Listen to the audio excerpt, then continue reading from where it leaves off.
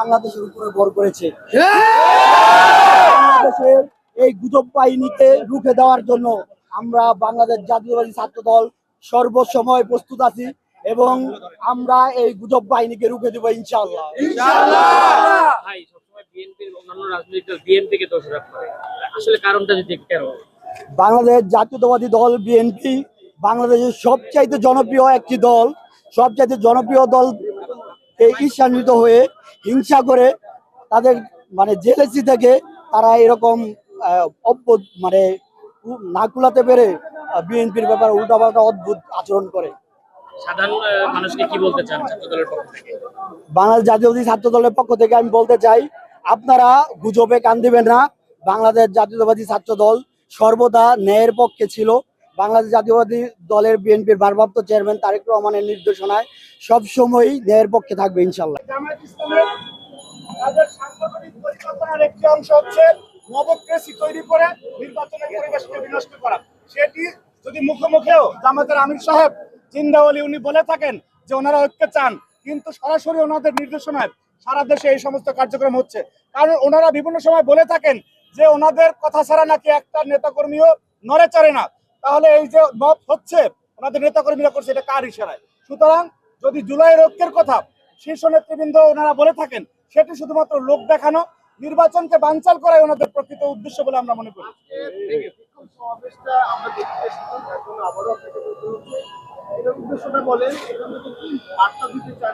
বার্তার কথা আপনাকে একটু আগেই বললাম যে মব সন্ত্রাস আর আমরা চলতে দিব না ইনশাআল্লাহ। এটা হচ্ছে বাংলাদেশের বিভিন্ন ক্যাম্পাসে দীর্ঘদিন যাবৎ যারা গোপন তৎপরতা অভ্যস্ত, সেই গুপ্ত সংগঠন করতেই বাংলাদেশের বিভিন্ন শিক্ষা প্রতিষ্ঠানে মব তৈরির পায়তারা এবং শান্ত ক্যাম্পাসকে অস্থিতিশীল করার পায়তারা এবং সার্বিকভাবে সারা দেশের আইন শৃঙ্খলা রক্ষা অবনতির প্রতিবাদে আজকে বাংলাদেশ জাতীয়তাবাদী ছাত্র দল নয়াপল্টন থেকে পুরানো পল্টন হয়ে জাতীয় প্রেস ক্লাব হয়ে চত্বর টিএসসি হয়ে শাহবাগ দিয়ে এই বিক্ষোভ মিছিল শেষ হবে। ইতিমধ্যে আমাদের কয়েক হাজার নেতাকর্মী নাইট অ্যাঙ্গেল মোড় থেকে ফকিরাপুর মোড় পর্যন্ত সুশৃঙ্খলভাবে অবস্থান করছে। আমরা যানবাহন চলাচল স্বাভাবিক রেখেছি। আমরা আজকের এই বিক্ষোভ মিছিল থেকে বিগত এই মিরপুর হাসপাতালের সম্মুখে যে দুর্ভাগ্যজনক ঘটনা সংঘটিত হয়েছে তাতে আমরা অত্যন্ত ব্যথিত, ক্ষুব্ধ এবং আমরা তার দৃষ্টান্তমূলক শাস্তির দাবিতে ইতিমধ্যে ছাত্রদল সবগুলো ক্যাম্পাসে কর্মসূচি পালন করেছে। কিন্তু আমরা দেখতে পেয়েছি এই ইস্যুকে কেন্দ্র করে বাংলাদেশের বিভিন্ন শিক্ষা প্রতিষ্ঠানে অল্প কিছু শিক্ষার্থী, অল্প কিছু গুপ্ত সংগঠনের নেতাকর্মী দ্বারা ইতিমধ্যে এই ক্যাম্পাসকে অস্থিতিশীল করার জন্য এবং মব তৈরি করার জন্য ফাঁদ পাতা হয়েছে। সেখানে বাংলাদেশের স্বাধীনতা সার্বভৌমত্বের প্রতীক শহীদ রাষ্ট্রপতি জিয়াউর রহমান এবং বিএনপির ভারপ্রাপ্ত চেয়ারম্যান জনাব তারেক রহমানকে উদ্দেশ্যমূলকভাবে কটূক্তি করে এবং ভাষায় প্রকাশ করা যাবে না এমন নোংরা স্লোগানের মাধ্যমে ক্যাম্পাসগুলোতে মব সৃষ্টির পায়তারা করা হয়েছিল। কিন্তু ছাত্রদল সহনশীলতার পরিচয় দিয়েছে। আমরা সহনশীলভাবে সেই পরিস্থিতি মোকাবেলা করেছি। কিন্তু আমরা সেই জুলাই আগস্টের পরবর্তী সময় থেকে যেভাবে গুপ্ত সংগঠনের বিরুদ্ধে বারবার সাধারণ শিক্ষার্থী অবহিত করেছিলাম, আজকে সেগুলো দৃশ্যমান হচ্ছে। সে অদৃশ্য শক্তি দৃশ্যমান হচ্ছে যারা বাংলাদেশের স্বাধীনতা সার্বভৌমত্বে বিশ্বাস করে না এবং যারা কখনো এই দেশে যখনই অস্থিতিশীল পরিস্থিতি সৃষ্টি হয় তার সুযোগ নিয়ে তারা তাদের রাজনৈতিক ফায়দা হাসিল করে। আমরা দেখেছি সেজন্যই জুলাই আগস্টে গণ অভ্যুত্থানে আমরা লক্ষ্য করেছি, আপনারা লক্ষ্য করে দেখবেন, এই জামায়াত ইসলামী এবং ইসলামী ছাত্র শিবির যারা রয়েছে তাদের প্রকাশ্যে কোনো কর্মকাণ্ডের কোনো নজির দেখা যাচ্ছে না। তারা এই জুলাই আগস্ট গণ অভ্যুত্থানের রাজপথে ভূমিকা পালনকারী কোনো প্রকার কোনো ডকুমেন্টস আমরা পাইনি। আমরা বিশ্লেষণ করে দেখেছি এর পেছনে একটা গভীর ষড়যন্ত্র রয়েছে। এর পেছনে রয়েছে, যদি আজ থেকে 10 বছর পরেও আওয়ামী লীগ প্রতিবেশী রাষ্ট্রের সহযোগিতায় ফিরে আসে, সেক্ষেত্রে তখন তারা এই জুলাই আগস্ট গণঅভ্যুত্থানে পুলিশ হত্যা সহ যা কিছু সংঘটিত হয়েছে তার দায়ভার এই ইসলামী ছাত্র শিবিরকে জামাত ইসলামী নেবে না।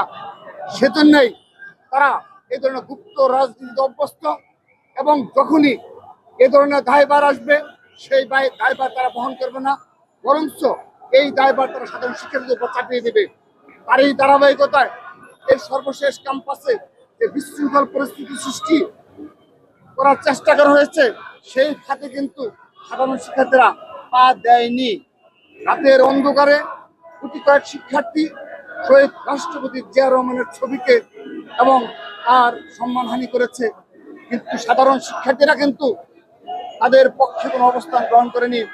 তারপর দিন তারা অনেক চেষ্টা করেছে, অর্থ বিনিয়োগ করেছে, কিন্তু আমরা দেখেছি আমাদের জুলাই আগস্টে অন্যতম ভূমিকা পালনকারী আইডিয়াল কলেজ, সিটি কলেজ, অল্প কিছু কমলাদি শিক্ষার্থীবৃন্দ রয়েছে, তাদেরকে ব্যবহার করার জন্য তারা সর্বশক্তি নিয়োগ করেছিল, কিন্তু সেখানেও তারা ব্যর্থ হয়েছে। আমরা বিশ্বাস করি ছাত্র সমাজ শহীদ রাষ্ট্রপতি জিয়া রহমান এবং বিএনপির ভারপ্রাপ্ত চেয়ারম্যান জনাব তারেক রহমানের অবদান এবং আগামীর বাংলাদেশ বিনির্মাণে, বাংলাদেশের স্বাধীনতা সার্বভৌমত্ব রক্ষায় জনাব তারেক রহমানের যে নেতৃত্ব অবশ্যম্ভাবী, সেটি ছাত্র সমাজ অনুভব করে বিদায় এই ফাঁদে তারা পা দেয়নি।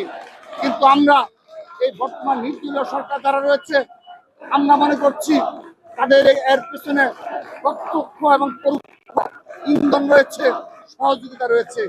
তারা এখন পর্যন্ত এ ধরনের অপকর্মে কোনো নিন্দা জানায়নি, তারা কোনো দৃষ্টান্তমূলক শাস্তি ব্যবস্থা করেনি। আমরা অনেক কষ্টে ছাত্র দলের শীর্ষ পর্যায় থেকে অনেক কষ্টে সারা দেশের আমাদের যে নেতা কর্মী সমর্থক রয়েছে তাদেরকে নিবৃত্ত করেছি। আমরা লক্ষ লক্ষ ছাত্র দলের নেতা কর্মীকে শান্ত রেখেছি, কোথাও মব সৃষ্টি করতে দেয়নি। আমাদের শীর্ষ নেতাকে নিয়ে এ ধরনের কুরুচিপূর্ণ ভাষায় স্লোগান দেওয়া হয়েছে, আমরা কোথাও মব সৃষ্টি হতে দেয়নি। আমরা শান্ত ধৈর্যের সাথে সময়গুলো পাড়ি দিচ্ছি, কিন্তু এখানে নির্দলীয় সরকারের সুস্পষ্ট ব্যর্থতা রয়েছে এবং তাদের ইন্ধন রয়েছে। আমরা এই ইতিহাস ভুলে যাব না। আগামীতে কয়েক বছর পর যখন এই সরকারকে নিয়ে কেউ প্রশ্ন তুলবে, এই যে মবগুলো তৈরি করে হয়েছে সেগুলো নিয়ে যখন জাতির সামনে প্রশ্ন আসবে, এই ছাত্র শিবির এবং বর্তমান সরকারকে এর দায়িত্ব বহন করতে হবে। সাধারণ শিক্ষার্থীরা এর সাথে কোনো সম্পৃক্ততা নেই। এই মব কালচারের সাথে সাধারণ শিক্ষার্থীদের এবং বাংলাদেশের স্বাধীনতা সার্বভৌমত্ব যারা বিশ্বাসী এবং বাংলাদেশ বিনির্মাণে যারা জুলাই আগস্ট গণঅভ্যুত্থানে সর্বোচ্চ ভূমিকা পালন করেছে, তারা কেউ এ ধরনের মব কালচারে বিশ্বাসী নয়। সেজন্য আমরা সতর্ক করে দিচ্ছি, আগামীতেও যদি এই ধরনের অস্থিতিশীল কোনো ঘটনায় ক্যাম্পাসকে অস্থিতিশীল করা হয় এবং মব ক্রিয়েট করা হয়, অবশ্যই এর দায়িত্ব এই গুপ্ত সংগঠনকে বহন করতে হবে। ধন্যবাদ।